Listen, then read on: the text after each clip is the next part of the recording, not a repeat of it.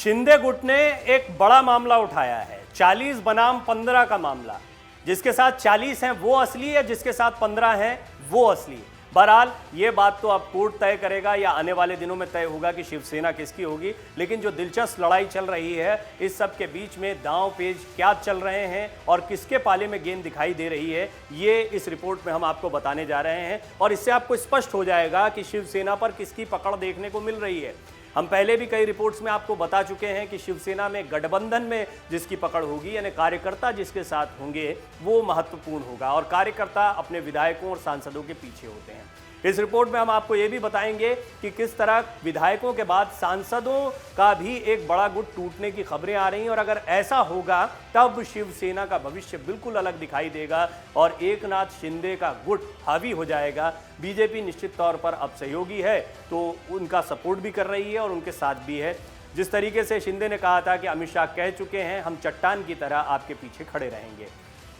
दो महत्वपूर्ण चेहरे हैं, एक हैं भरत गोगावले, ये चीफ विप हैं शिंदे गुट की तरफ से, और दूसरे हैं सुनील प्रभु जो कि ठाकरे ग्रुप की तरफ से चीफ विप हैं। अब गोगावले और सुनील प्रभु, इन दोनों के जो बयान होते हैं उनके आधार पर यह तय हो रहा है कि आखिर कौन है असली शिवसेना। एक को कहा जा रहा है शिंदे गुट, एक को कहा जा रहा है ठाकरे ग्रुप। बहरहाल ठाकरे ग्रुप जो है वो परंपरागत रूप से शिवसेना के प्रमुख रहे हैं, या शिवसेना प्रमुख अभी भी उद्धव ठाकरे हैं। लेकिन अगर पार्टी की ताकत को देखा जाए तो टूट के बाद में पूरा गुट, वो भी 40 विधायकों का, और अब ये भी कहा जा रहा है कि बड़ी तादाद में सांसद भी अलग हो सकते हैं।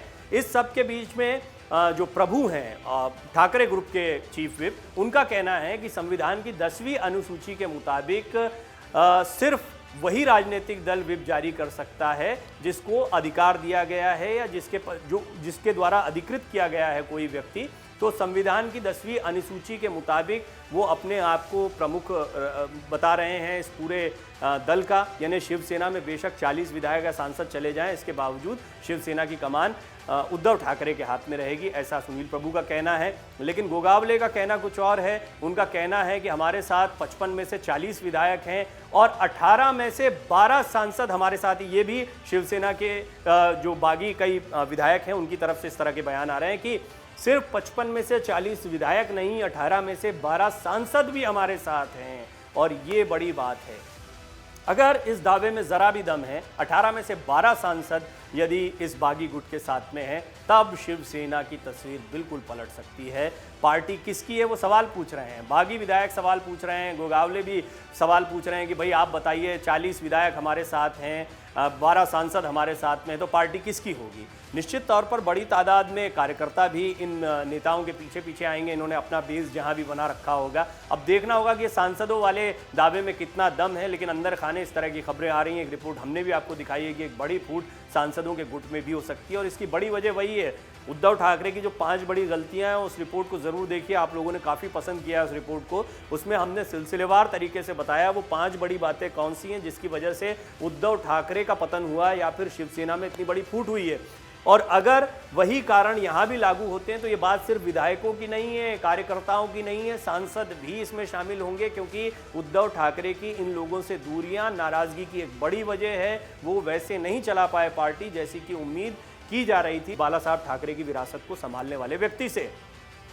ये भी कई लोगों का दावा है कि व्यक्तिगत रूप से वो सांसदों से मिल रहे हैं और उनके पास कई पूर्व विधायक ऐसे भी हैं जिनका समर्थन मिल रहा है। यानी शिवसेना में जो पहले विधायक रह चुके हैं, अब इसको समझना होगा, 22 पूर्व विधायकों के साथ में होने का दावा भी किया जा रहा है। इसकी क्या ज़रूरत है? ये कार्यकर्ताओं के बेस को बताता है। आप विधायकों को साथ में बता रहे हैं कि 40 विधायक आपके साथ में, आप 12 सांसदों का दावा कर रहे हैं और आप 22 पूर्व विधायकों की बात भी कर रहे हैं। तो ये पूर्व विधायक भी महत्वपूर्ण होते हैं। जिस काडर की हम बार बार बात करते हैं, शिवसेना के जिन कार्यकर्ताओं की हम बात करते हैं, वो कार्यकर्ता यहीं से आते हैं, इन पूर्व विधायकों से, पूर्व पार्षदों से। तो इनका एक बड़ा गुट भी इस वक्त बागी दल के साथ में या शिंदे गुट के साथ में है।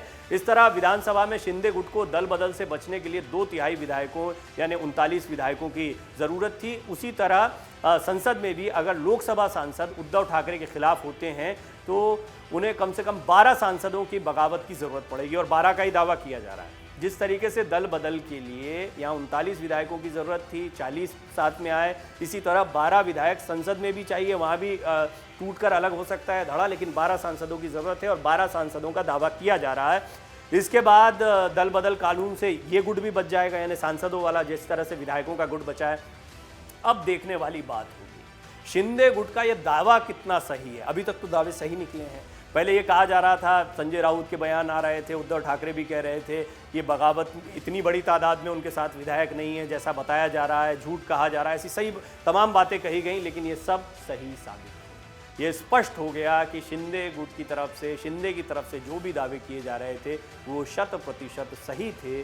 और यही वजह रही कि एकनाथ शिंदे की ताकत को बीजेपी ने भी समझा, उन्हें मुख्यमंत्री पद पर बैठाया गया, ये मानकर बैठाया गया कि वो शिवसेना की सरकार बनवा रहे हैं। और शिवसेना की सरकार बनवा रहे हैं का मतलब है शिंदे गुट ही असली शिवसेना है। यहाँ लड़ाई महाराष्ट्र के सिंहासन की नहीं चल रही है, यहाँ लड़ाई चल रही है बाला साहब ठाकरे के सिंहासन की, और यही महत्वपूर्ण है। और बीजेपी, खुद उद्धव ठाकरे कह चुके हैं, बीजेपी शिवसेना को खत्म कर रही है।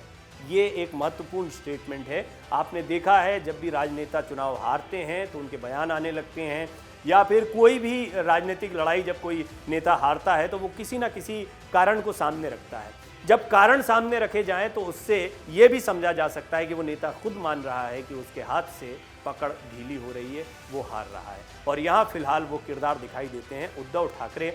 उद्धव ठाकरे के लिए मुसीबतें आगे बढ़ने वाली हैं। दरअसल उद्धव ठाकरे, बेशक आपको अभी कई शिव सैनिक या कई नेता दिखाई दे रहे हैं, विधायकों का एक गुट भी उनके साथ में है, लेकिन दावा ये किया जा रहा है कि जो गुट इस वक्त उद्धव ठाकरे के साथ में है उसमें भी 12 ऐसे हैं जो किसी भी वक्त शिंदे गुट में आ सकते हैं।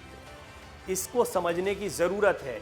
यहाँ पर शिंदे ने ये माहौल बनाया है, या फिर महाराष्ट्र की राजनीति में ये माहौल बन रहा है कि आप उद्धव ठाकरे को छोड़ दीजिए, बाकी सब कुछ वैसा ही रहने वाला है जैसा चल रहा था। यानी शिवसेना की ही सरकार है, शिवसेना का ही काडर है, शिवसेना की ही राजनीति हो रही है, बाला साहब ठाकरे का ही चेहरा है, बस उद्धव ठाकरे नहीं है।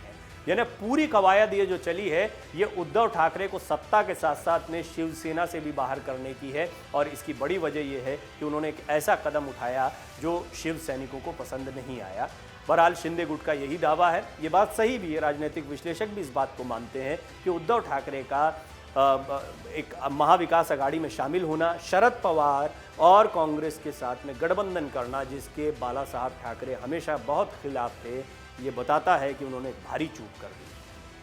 धीरे धीरे जो 2.5 साल सत्ता का समय बीता है उसमें भी कई डेवलपमेंट हुए होंगे। एकनाथ शिंदे की नाराज़गी भी धीरे धीरे उनसे बढ़ी। कई अन्य नेताओं की ये शिकायत रही है कि उनको तवज्जो नहीं दी जा रही थी। शरद पवार का सरकार में बहुत ज़्यादा दखल था, एनसीपी के मंत्रियों को ज़्यादा तवज्जो दी जा रही थी, मंत्रालय भी उनको दिए गए थे सिर्फ मुख्यमंत्री बनने के लिए और अपने बेटे को मंत्री बनाने के लिए। उद्धव ठाकरे लगातार कांग्रेस और एनसीपी के खेमे के साथ बने रहे। इस तरह के आरोप बागी गुट की तरफ से लगते रहे। इससे ये स्पष्ट हो गया कि उद्धव ठाकरे ने अपनी मुसीबतें खुद बढ़ा ली। लेकिन ये मुसीबतें इतनी गंभीर है कि ये लड़ाई सिर्फ सत्ता की नहीं, अब शिवसेना प्रमुख बनने की भी है।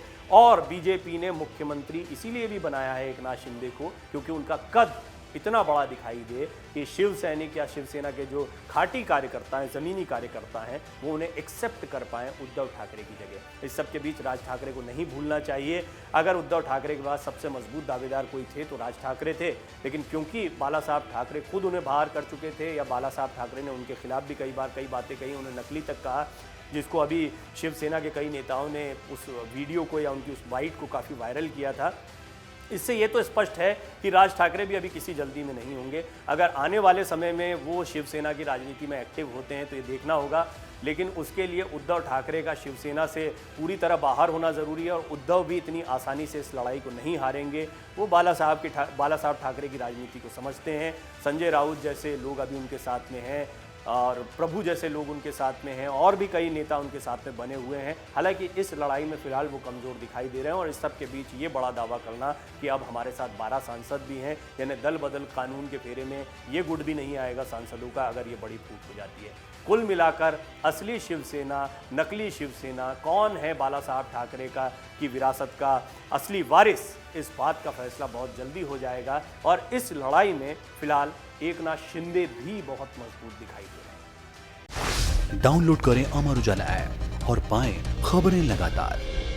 अगर आप ये वीडियो YouTube पर देख रहे हैं तो हमारे चैनल को सब्सक्राइब करें और बेल आइकन को दबाना ना भूलें। अगर आप Facebook पर ये वीडियो देख रहे हैं तो हमारे पेज को लाइक करें।